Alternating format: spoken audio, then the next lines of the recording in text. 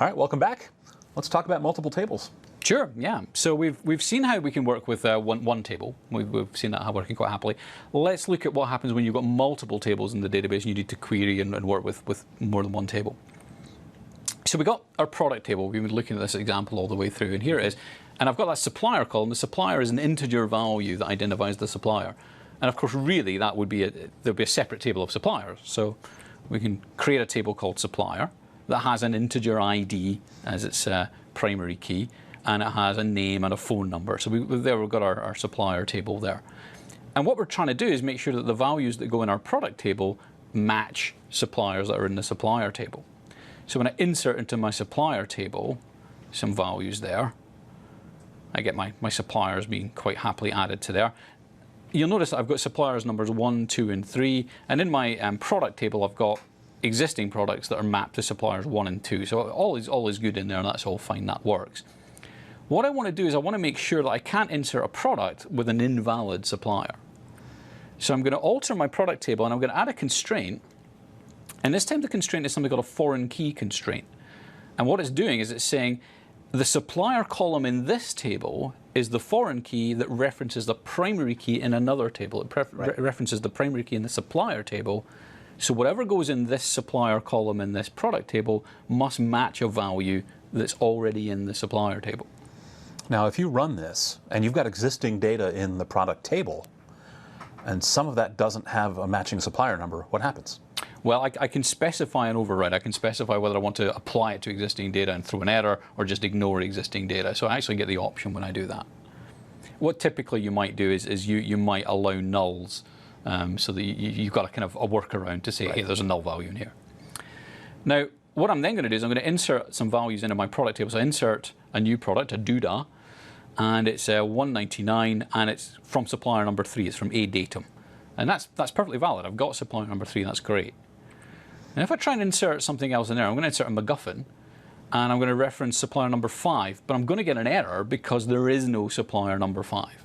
So I get an error thrown for that. So we're applying what we call referential integrity. So do the other columns values get stored? Do we get a new row with MacGuffin in 299 and it just leaves out the 5?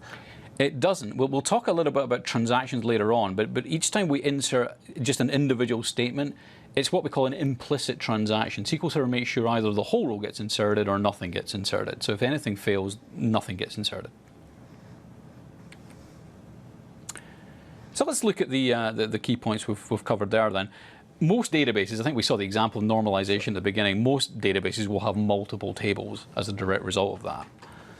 And we use keys to determine the relationships between those tables. So a primary key uniquely identifies a row in an individual table, and you might use a foreign key that relates to the primary key in another table. So we can make that relationship between the two.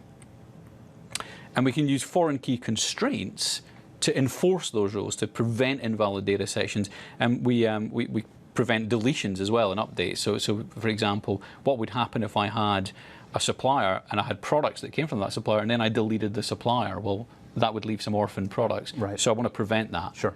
That whole thing is generally referred to as referential integrity, the integrity between the references between tables. Right.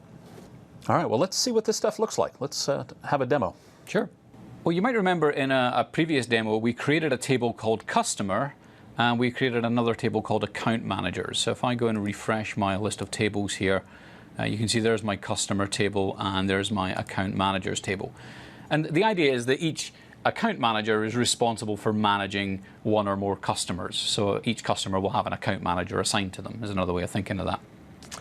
So what I'm going to do is I'm going to add a column to my customer table that tells me which account manager is the account manager for that customer. And I'm going to do it by adding an integer value. You might remember if we look in the account managers table, here's a little shortcut for you. If I right-click account managers here, I can go and select the top 1,000 rows just easily out of that. So we'll go and do that. And it goes and generates the appropriate SQL for me. So I can see here the account managers I've got, and each account manager is identified by a unique employee ID. So I've got an integer value here that identifies each account manager. So what I'm going to do in my customers table, again, we'll just do the same thing with customer. Let's have a quick look at that.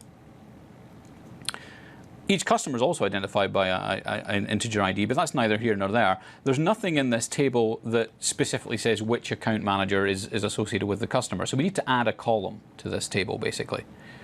So we're going to do that by using this alter table statement. We're altering the table. We're adding a column called account manager, which is an integer. So it's going to be the integer value that is the employee ID of the account manager that this customer is managed by. And I've added this value here. First of all, I'm saying that I'm going to allow null. So I'll allow the case where a customer doesn't have an employee ID, an account manager associated with them. But when they do have, it will reference the account manager's table employee ID column. So in other words, the value that goes in here should match an employee ID that's in the account manager's table. So let's go and run that. And off it goes and happily completes that. And if I have another look at my customers table, we'll just go and run that select top 1,000 rows again. I've now got my account manager column. That's been added to the table, but the values are all null just now because I haven't inserted any customer ID values into there.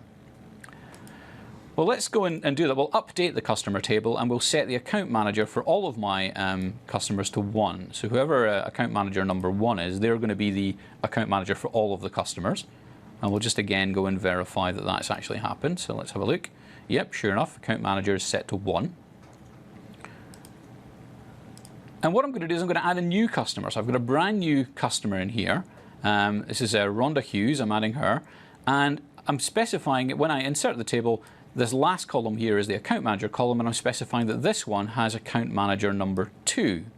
So if I go ahead and do that, sure enough, we've got 1 row affected. We've inserted that table in there. And if I go and look at my customer table here, sure enough, Rhonda Hughes is in there with account manager number 2.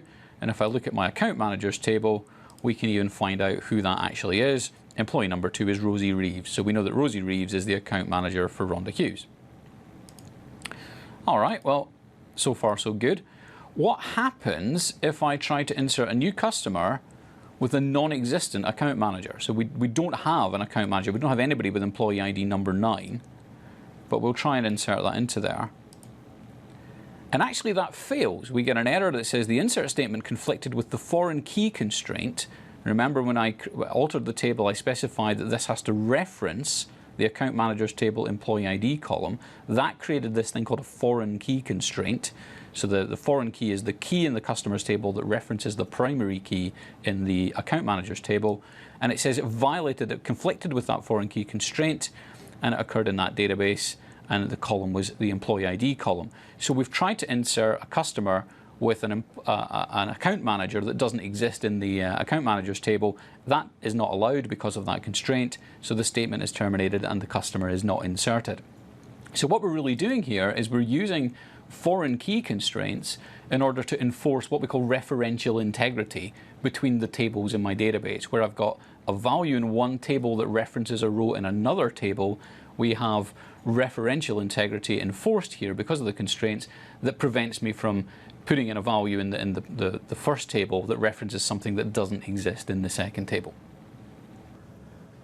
So what have we learned? Well, that's a good question. Let's take a look at the slide and see what we've covered in this module. We actually covered quite a lot. We talked about using the create table statement to create tables. So we've seen how to do that. We've seen how to use the insert statement to add rows. We'll talk more about inserting and working with data later on, but we've seen the basics of inserting rows and using the select statement to get rows back out of the table.